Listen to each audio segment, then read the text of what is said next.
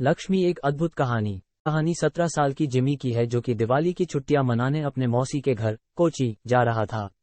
Jimmy का परिवार उसके मौसी के गांव में घुसा ही था कि जिमी को बहुत तेज प्यास लगी और उसके पापा ने साइड के एक दुकान पर गाड़ी रोक दी। तभी जिमी के पापा को कुछ लोगों की भीड़ दिखी। वहां वो आसपास खड़े कुछ लोगों से पूछने लगे कि भीड़ क्यों लगी हुई है। कोई कुछ जवाब देता उससे पहले ही जिमी की नजर भीड़ के बीच में पड़ी एक औरत के लाश पर गई। लगा कि कोई परछाई उसे छूकर गुजरी है।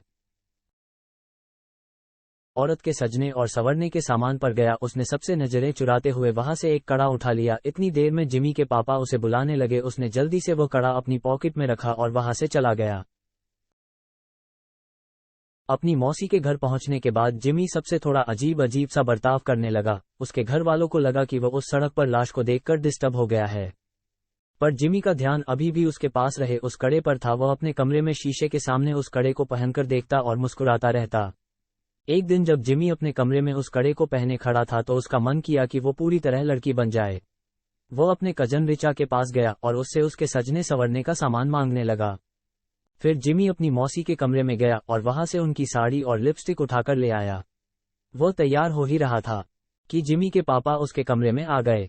जिमी को देखते ही उसके पापा उसे खूब डांटने लगे। जिमी ने रोते हुए कहा कि वो लड़की बनना चाहता है। ये सुनकर उसके पापा बेहद गुस्से में आ गए और उसे बुरी तरह पीटने लगे और उसका कमरा बाहर से बंद करके चले गए। जिमी अपने कमरे में बैठकर जोर जोर से रोने लगा कि तभी अचानक उसे दीवार पर लड़की की एक परछाई नजर आई और धीरे धीरे वो परछाई उसकी तरफ आने लगी। जिमी वो परछाई देखकर थोड़ा घबरा गया और कमरे का दरवाजा जोर जोर से पीटने लगा, पर किसी ने दरवाजा नहीं खोला। उसने मुड़कर देखा तो वहां कोई नहीं था।